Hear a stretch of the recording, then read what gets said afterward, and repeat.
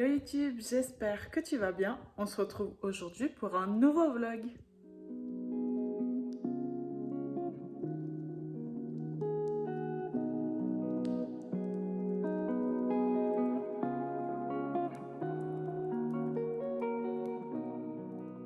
Du coup, je suis trop contente de vous retrouver aujourd'hui. Ça fait un moment que j'ai pas fait de vidéo.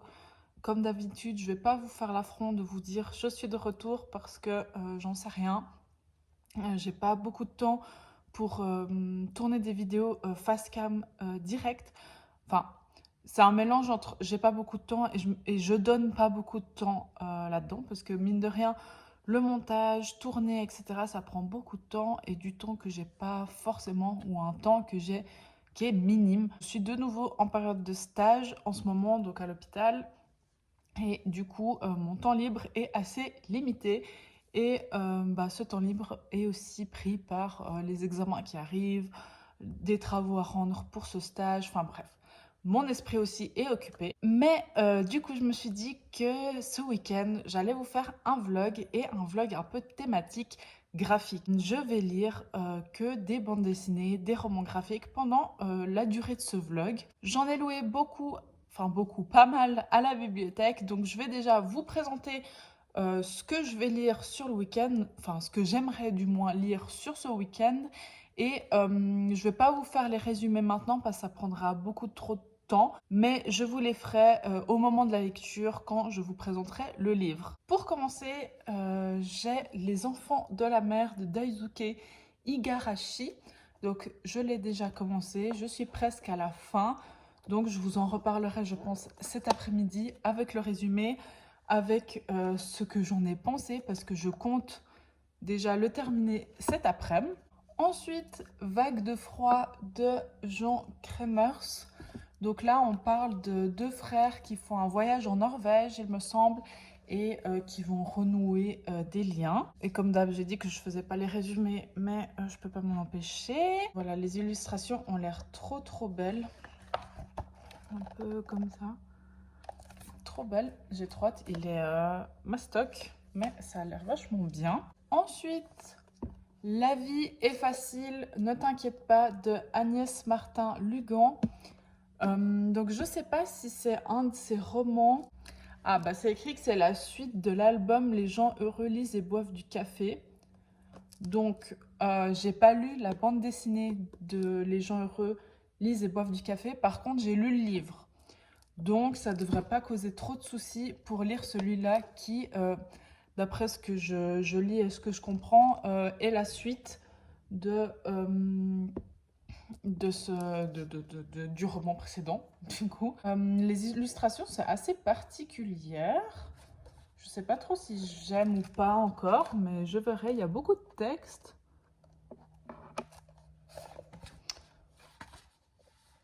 C'est quand même mignon.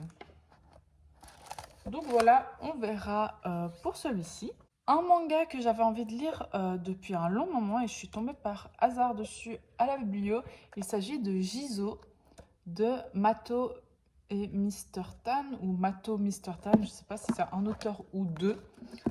Donc voilà, c'est un petit manga, il me semble que c'est un one-shot où on parle d'un petit garçon qui voit un autre petit garçon, un genre d'esprit, il me semble. Les dessins sont assez basiques du manga, disons, mais j'aime bien et ça a l'air très sympa. Quoique peut-être un peu flippant, mais cette couverture, elle est quand même magnifique. Avec ce temple et puis ces petites bougies. J'adore. Donc on verra. Je pense que je pourrais me le faire en un coup, mais j'ai vraiment très hâte de le découvrir. Et ensuite, c'est toute une saga que j'ai envie de lire, que j'ai déjà commencé à lire, mais que j'ai pu avoir petit à petit à la biblio. Donc il s'agit de Bergère guerrière, donc une bande dessinée de Jonathan Garnier et Amélie Fléchet. Voilà, donc ils avaient caché son nom. Dans cette bande dessinée, donc j'ai déjà lu, il y a 4 tomes. J'ai les 4 tomes ici que j'ai dû réserver, aller chercher. Je suis allée en chercher 2. Ils n'avaient pas le 3 et 4. Donc hier, je suis allée chercher le 3 et 4 parce qu'ils m'ont appelé. Et entre-temps, j'ai déjà lu le 1 et le 2.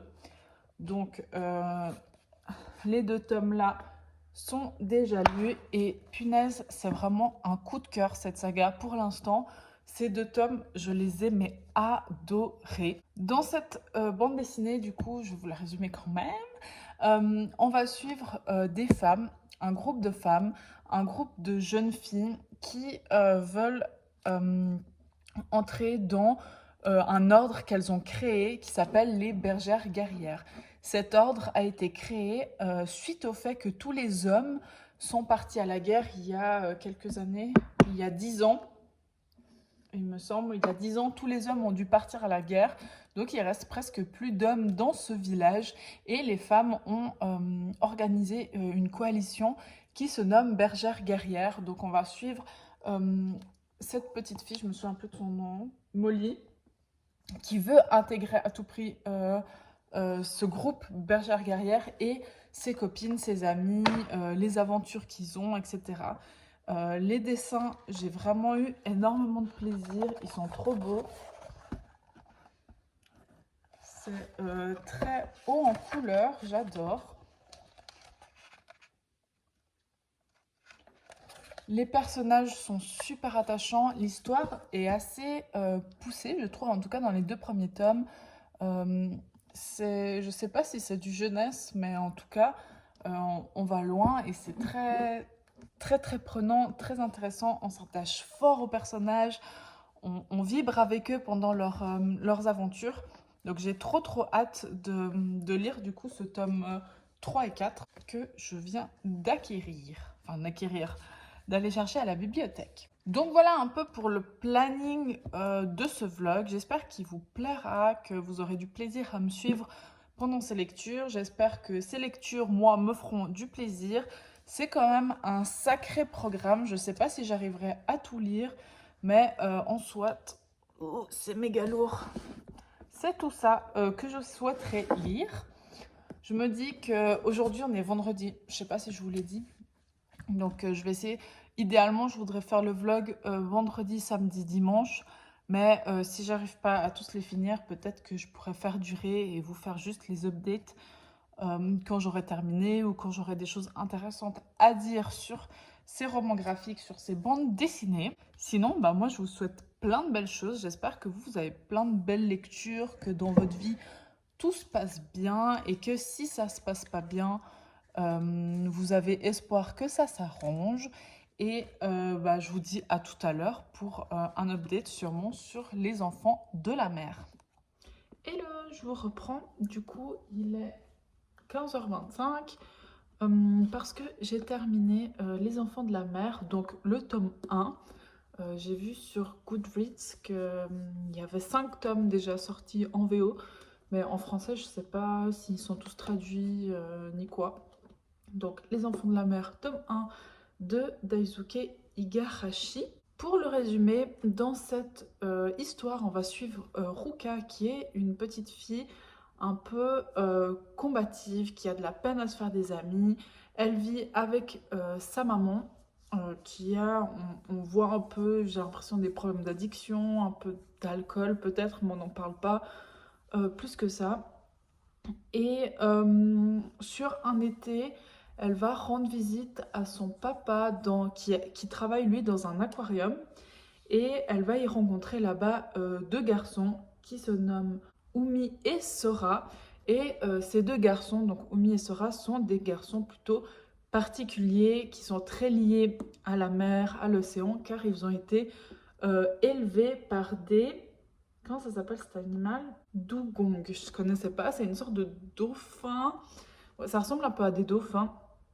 J'essaierai de vous mettre une photo quelque part si je trouve une photo. Mais voilà, donc c'est Umi et Sora qui ont été élevés par des dugongs qui là sont un peu protégés par l'aquarium, qui sont, je sais pas si c'est vraiment élevé, mais en tout cas voilà, qui traînent entre l'aquarium, l'hôpital, la mer. Et donc voilà, Ruka va se liée d'amitié en quelque sorte, oui, et surtout va être très curieuse, très admirative de ces 2 garçons un peu particuliers. Et de là, du coup, va s'en suivre quelques aventures entre eux, escapades, il n'y a rien de très... enfin, il n'y a pas de grosse aventure dans le sens là-dedans. Et en parallèle de ça, on se rend compte que dans le monde, dans les aquariums du monde, il y a des étranges disparitions de poissons, de mammifères aquatiques. Et du coup, voilà, il y a un peu ce mystère qui est également en parallèle de toutes ces histoires. À quoi est lié, enfin, à quoi, où elles sont liées ces disparitions? Quel est le lien avec ces deux enfants mystérieux de la mer? Comment, ouais, comment tout ça s'embrique? Comment tout ça se lie? Qu'est-ce qui se passe en fait dans ce monde aquatique? Il y a dans certaines pages des pages en couleur, c'est assez particulier comme ça. Il n'y en a vraiment pas beaucoup, il n'y en a que quelques-unes où il y a des petites couleurs. Sinon, c'est des dessins assez basiques, assez simples. Pour ce qui est de mon avis, j'ai mis 3 sur 5 sur Goodreads, donc j'ai bien aimé, mais voilà, sans plus.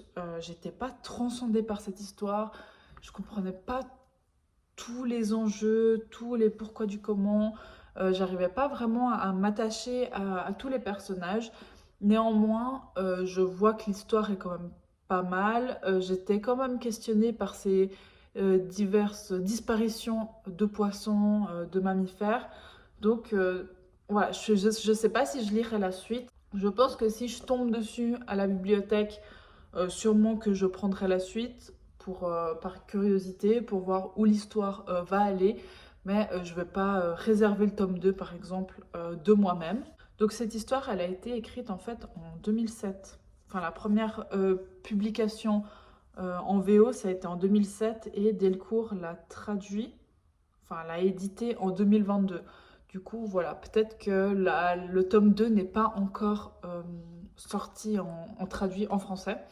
Et voilà, si vous aimez bien les histoires qui se passent un peu dans l'eau, moi c'est vrai que c'est quelque chose que j'aime beaucoup. J'avais beaucoup aimé aussi Komodo de David Van. Ça n'a rien à voir avec ça, hein, mais vous voyez cette thématique un peu océan, un peu aquatique, c'est quelque chose que j'aime bien. Donc là c'est vrai que j'aimais bien ce côté-là, être dans l'eau et tout ça, c'est un peu mon truc. Mais l'histoire cassait pas trois pattes à un canard. Après, effectivement, c'est un tome 1. Si, comme Goodreads le dit, il y a 5 tomes, bon, bah, c'est peut-être juste une introduction. Et après, l'histoire se mettra un peu en branle et ça ira mieux, plus vite et ce sera peut-être plus entraînant.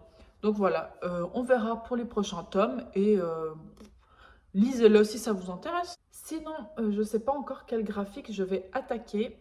Je pense pas attaquer d'autres graphiques ce soir parce que je voudrais finir mon livre en cours, donc Le crime du Golfe de Agatha Christie.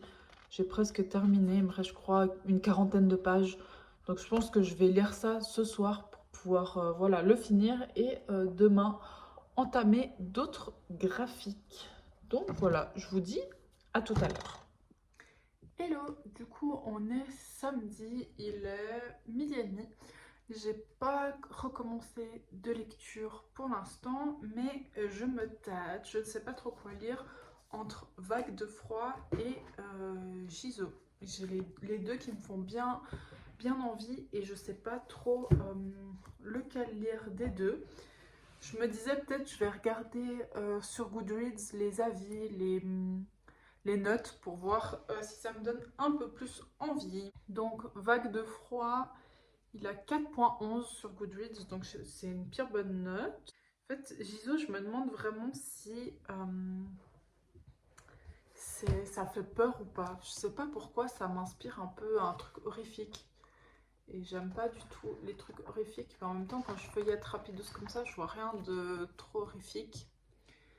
Je sais pas. Je pense peut-être commencer par Vague de froid. Vu qu'il est gros, comme ça me laissera bien le week-end pour le lire. Ou enfin, aujourd'hui pour le lire en tout cas. Voilà, ça me laisse plus de temps. Il est bien gros. Je sais pas combien de pages il fait. 250 pages. Et puis celui-là, je pourrais le caler peut-être durant ma lecture ou voilà, essayer de caler un peu ça. C'est décidé. Je vais partir pour Vague de froid, donc de Jean Kremers.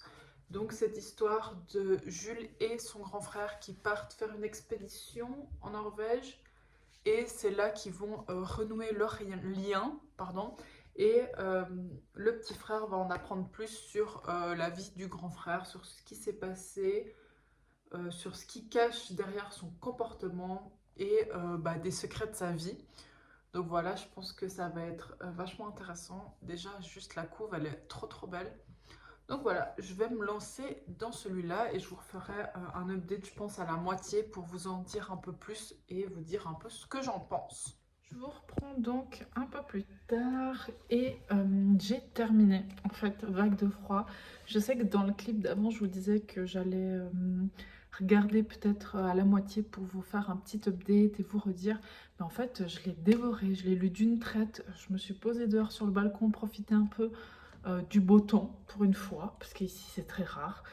Et j'ai dégommé ce livre.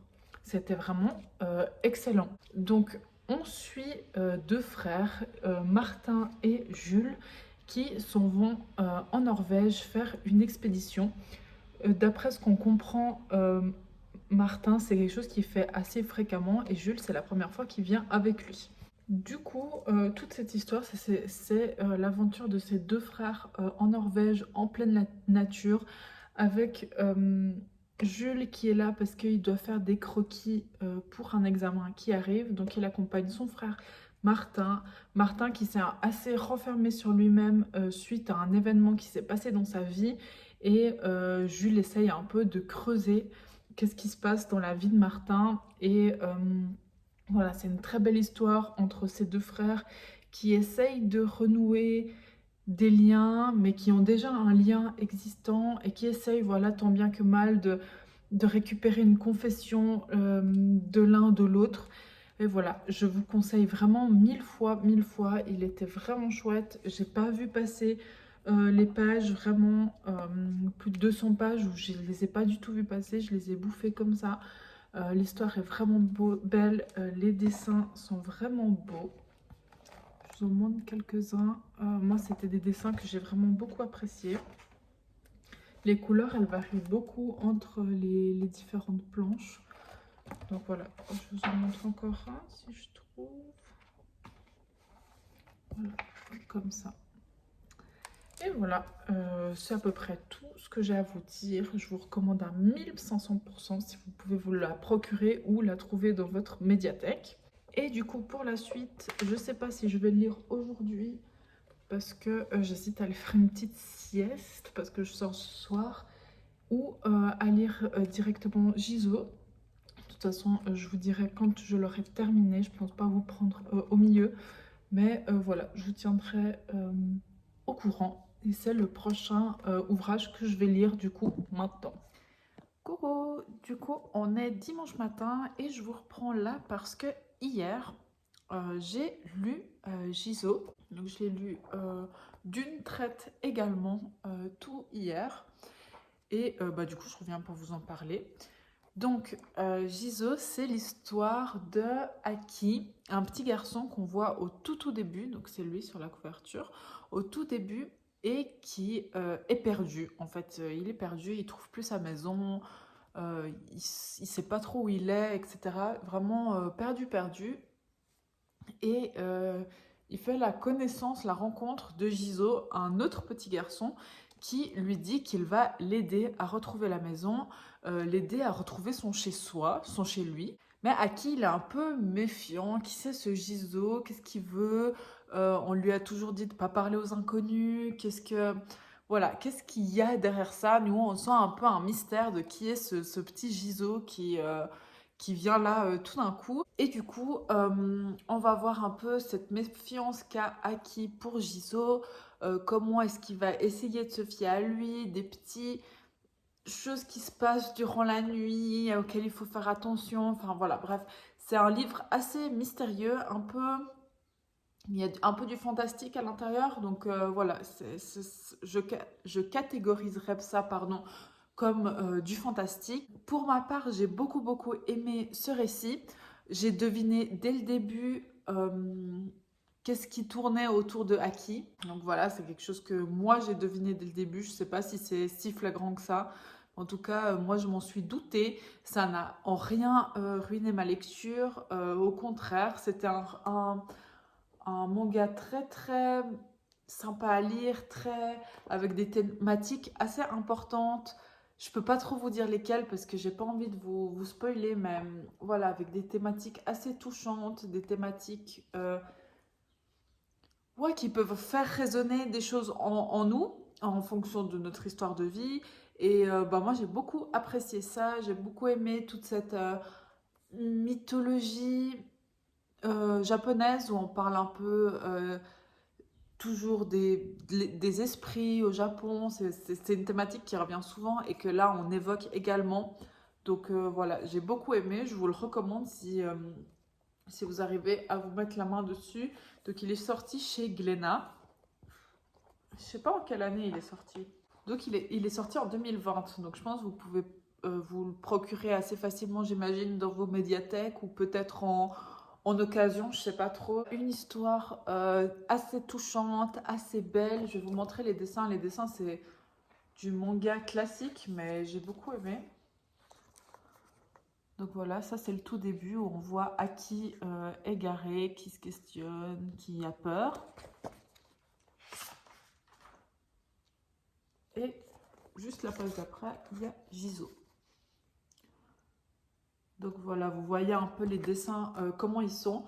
Moi, j'ai beaucoup aimé, j'aime beaucoup ce format. Ouais, mine de rien, j'ai beaucoup aimé ce format. Il est plus grand qu'un manga normal. Je n'ai pas de manga à portée de main pour vous montrer, mais voilà, c'est plus grand. C'est plus grand qu'un format poche, vous voyez. Là, vous avez un poche, c'est plus grand. Donc moi, j'aime bien ce format pour les mangas. Surtout que ça doit être un one-shot, j'imagine. Je sais pas du tout qu'est-ce que fait l'auteur ou les auteurs. J'ai toujours pas vu. Attendez, je vais regarder. Parce que dans les couvertures, quand c'est écrit comme ça, les auteurs, on sait jamais si c'est un auteur, plusieurs auteurs. Je sais pas, je vais regarder ça. Donc c'est deux auteurs. Mato, c'est le dessinateur, le Kara designer, je pense qu'on dit. Et Mr. Tan, c'est l'histoire plutôt.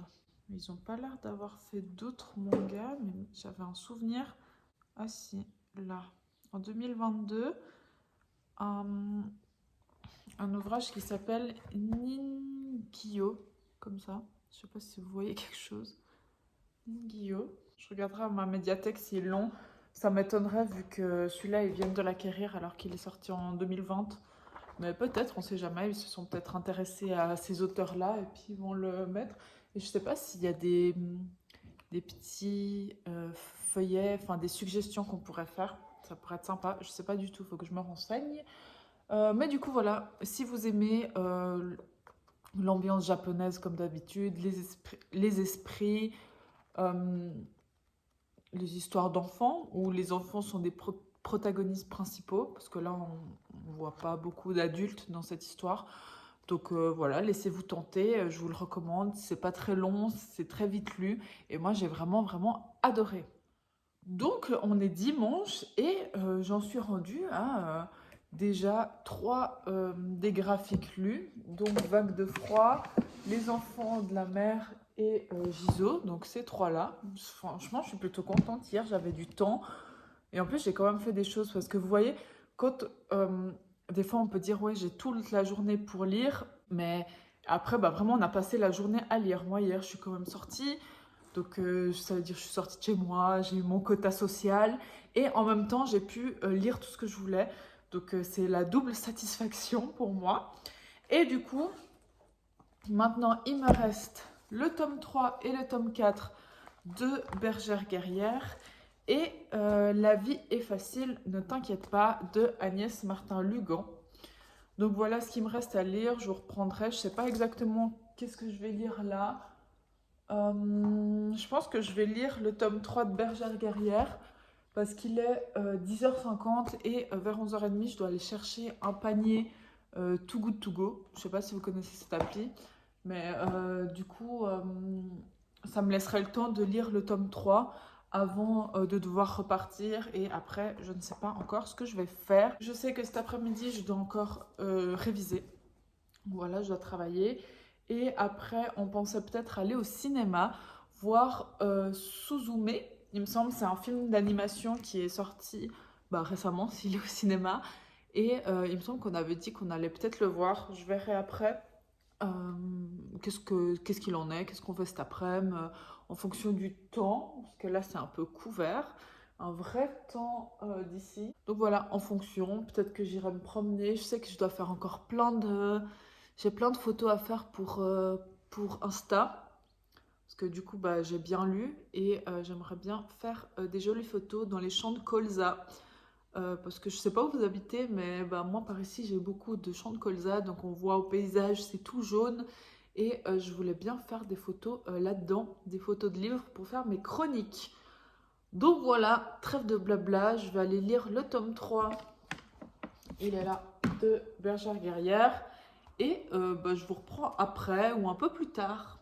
Voilà. Hello hello, du coup on est toujours dimanche, c'est un peu plus tard, c'est 18 h je crois, ouais.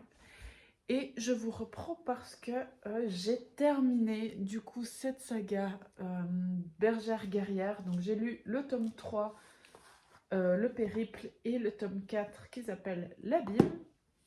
Et j'ai vraiment adoré cette saga. Franchement, lisez-la, vraiment, vraiment. Donc là, vous avez le tome 1, la relève. Je vous avais déjà fait le résumé du coup, il me semble, dans le clip précédent, enfin dans un ancien clip. Et vraiment, mais lisez cette saga, c'est en 4 tomes, c'est vite lu, c'est vraiment prenant, les personnages sont tous hyper attachants, les aventures sont vraiment trop chouettes à suivre, trop intéressantes, ça a l'air, c'est du jeunesse, mais pas trop bébé jeunesse, enfin je sais pas, ce que j'essaye de dire c'est que il y a des aventures qui sont quand même pas trash, mais il y a des événements pendant ces aventures, il se passe des choses chez les personnages et c'est pas voilà tout beau, tout rose, c'est vraiment la vie, on y parle de la guerre, on y parle de plein de choses, on y parle de grandir sans famille, quand des êtres de notre famille nous manquent, la recherche de cet être de la famille, enfin vraiment, il y a plein de thèmes qui sont abordés et je vous recommande 1500 fois cette saga. Donc comme j'ai dit, il y a 4 tomes, donc ça c'est le tome 1 qui s'appelle La Relève, le tome 2 qui s'appelle La Menace, le tome 3 qui s'appelle Le Périple et le tome 4 qui s'appelle L'Abîme, et ça se conclut avec ce tome 4. Tome 4 qui est assez gros par rapport aux autres, donc vraiment on a une belle conclusion de saga, ça répond à nos questions, c'est pas bâclé, c'est vraiment, franchement c'était super, je peux que vous recommander de lire cette saga. J'hésite même à en faire une vidéo spéciale sur la chaîne pour vraiment consacrer à cette saga, pour dire à tout le monde de la lire, parce que vraiment j'ai passé un super bon moment dans les 4 tomes. En fait, il n'y a pas un tome que j'ai moins aimé que l'autre. Dans tous les tomes, il se passe quelque chose d'intéressant. Dans tous les tomes, vu qu'on aime tellement ces personnages, tous les tomes sont vraiment plaisants à lire en fait, parce que vu qu'on retrouve les personnages, on retrouve des gens qu'on aime, on retrouve cette dynamique de groupe, et du coup en fait dans chacun des tomes, vu qu'on les retrouve, vu qu'on les suit, on est tout le temps content de lire en fait. Donc franchement, je vous recommande vraiment, mais à 1500%, je vais le redire encore 4 fois, mais si vous pouvez vous la procurer, mais n'hésitez pas. Si vous avez peur du côté jeunesse, mais par pitié, essayez. Vous avez rien à perdre à juste essayer. Trouvez-la dans votre bibliothèque, médiathèque, et franchement, testez. Je vais vous montrer un peu les dessins. Les dessins, ils sont trop beaux. En tout cas, moi, c'est des dessins que j'aime beaucoup. C'est haut en couleur. Donc voilà, c'est tout vraiment tout coloré. Et je trouve qu'on voit bien l'évolution des dessins. Maintenant que là, je regarde les premières planches en fait du tome 1. Et que là, je viens à l'instant de terminer le tome 4, on voit bien l'évolution du dessin et des planches. Donc franchement, je vous recommande à encore une fois 1500%. Je vous en remontre une autre pour la route. Il y a plein d'animaux, il y a un gros chien, là il y a un bouc noir et tout, mais vraiment adorable. Il y a, ouais, c'est comme là, voilà, sur cette affiche. La thématique avec les animaux, elle est très importante aussi. On parle beaucoup d'animaux de compagnie, de réels compagnons en fait de vie. C'est pas simplement un animal de compagnie, c'est vraiment un compagnon de vie, je dirais. Et j'ai beaucoup aimé cet aspect-là. Les personnages de Molly et Liam sont très attachants. Chacun de leurs amis sont aussi euh, très forts. Enfin, chacun a un caractère. Et c'est ça que j'ai beaucoup aimé, c'est que les personnages sont suffisamment développés pour qu'on s'y attache et que même des caractères, des personnages pardon, qui pourraient être un peu plus secondaires dans l'histoire, ils ont son caractère et on le reconnaît. Au-delà de l'image, on reconnaît sa patte, entre guillemets, on reconnaît la réaction, voilà, un certain humour, une certaine façon de parler, un certain trait de caractère, et on peut reconnaître ce personnage. Et ça, c'est fort dans une bande dessinée comme ça. La thématique de la famille est extrêmement présente dans ces 4 tomes. Ces enfants sont toujours accompagnés de leurs parents, presque toujours, mais en tout cas, on voit les parents.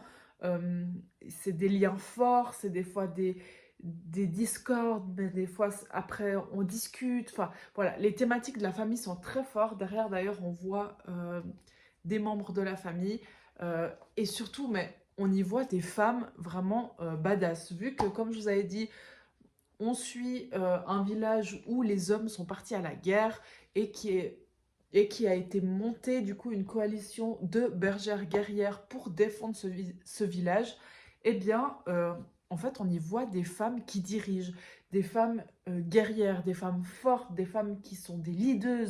Et ça, j'ai vraiment adoré. C'est un grand point fort.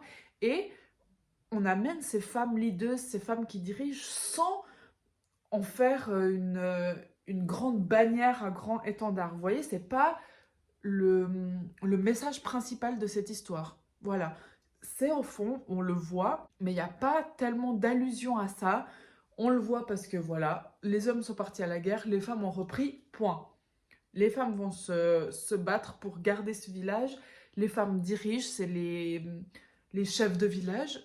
Point. Il n'y a pas d'allusion à ça. C'est vraiment juste normal dans cette bande dessinée, dans cet univers. Et ça, j'ai beaucoup, beaucoup aimé. Donc voilà, encore une fois, lisez Bergère guerrière par pitié. Essayez. C'est que 4 tomes. Euh, je sais que tout le monde n'a pas les moyens de se payer des bandes dessinées. Moi, c'est notamment mon cas. Donc, je les prends à la bibliothèque. Comme vous le pouvez le voir, les 4, je les ai empruntés. Et essayez si vous l'avez dans votre médiathèque. Suggérez-la si vous avez un moyen de faire des propositions à la médiathèque.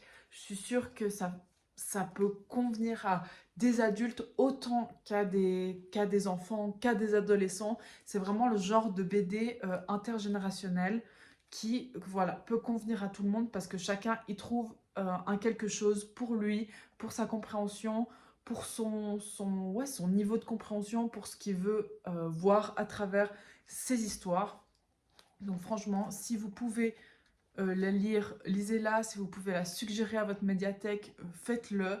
Euh, vous découvrirez une magnifique histoire avec de magnifiques aventures.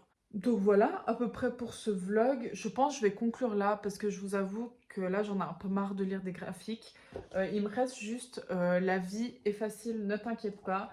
Mais je vais me le garder pour cette semaine. Je le lirai dans la semaine et j'en ferai un post sur Instagram. Donc n'hésitez pas à me suivre sur Instagram. Vous verrez mon avis de cette bande dessinée. Euh, voilà, sinon ce week-end... Sinon, ce week-end de lecture, ça a été quand même vachement bien. Il n'y a que des bonnes lectures. Il n'y a pas de bande dessinée que j'ai pas aimée. Je vais regarder juste les notes que j'ai mises sur Goodreads. Mais je crois que c'est que des 4 ou des 5, hein. Donc la lecture un peu plus basse, je dirais, de de ce vlog, c'était les enfants de la mer, où j'ai mis 3 sur 5, mais ça reste quand même une bonne note. C'est une petite déception, mais c'est pas non plus une détestation. Ensuite, on a Vague de froid, où j'ai mis 5 sur 5 pour cette histoire géniale entre ces deux frères qui partent en Norvège. Gizo, où j'ai également mis 5 sur 5. Je pense que Gizo, c'est un 4,5. Mais on peut pas mettre les demi-notes sur Goodreads. Et puis, j'aime bien revoir à la hausse. Donc, Gizo, je pense que c'est un 4,5. Ouais, entre 4 et 5. Cette magnifique histoire, du coup, de ce petit garçon perdu qui est rejoint par son ami Gizo, que je vous recommande. Toutes les bandes dessinées en fait que j'ai présentées dans ce vlog, je vous les recommande. J'ai mis 5 étoiles à tous les tomes, c'est assez rare, mais voilà. Tous les tomes pour moi étaient des 5 étoiles et ça, il n'y a pas de demi-mesure pour moi, c'était pas 4,5 que j'ai revu à la hausse, vraiment c'était des 5 étoiles pures et dures. Donc voilà, en somme, un très bon week-end de lecture graphique. J'ai beaucoup aimé vous les montrer dans le vlog, surtout que c'est des lectures que j'ai beaucoup aimées. Donc j'espère que je vous ai donné envie d'en découvrir certains. C'est lourd. Si jamais c'est le cas, n'hésitez pas à me le dire dans les commentaires. Ça me ferait super plaisir de savoir que j'ai réussi à donner envie au travers des vidéos. C'est mon but, le seul but que j'ai avec les vidéos sur YouTube. Également, s'il y en a certains que vous avez déjà lus, n'hésitez pas à ce qu'on discute sur ces BD. Même si vous avez des avis divergents des miens, je suis grave curieuse de voir votre avis et le pourquoi du comment. Sinon, comme j'ai dit, celui-là, je le chroniquerai sur Insta, donc n'hésitez pas à me suivre là-bas. C'est Îlot de lecture comme la chaîne YouTube. Et sinon, j'ai plus rien à vous présenter. Je vous souhaite, comme d'habitude, de magnifiques lectures. Merci beaucoup de m'avoir suivi pour ce vlog. Je ne sais pas encore qu'est-ce que ce sera les prochaines vidéos, ni quand est-ce qu'elles seront. J'y vais un peu avec mon mood comme ça. Je ne sais pas trop quand j'aurai le temps de filmer, ni quoi que ce soit. Donc voilà, je vous dis à une prochaine. N'hésitez pas à commenter et à mettre un pouce en l'air. Et on se revoit une prochaine. Ciao, ciao! Naya, Naya,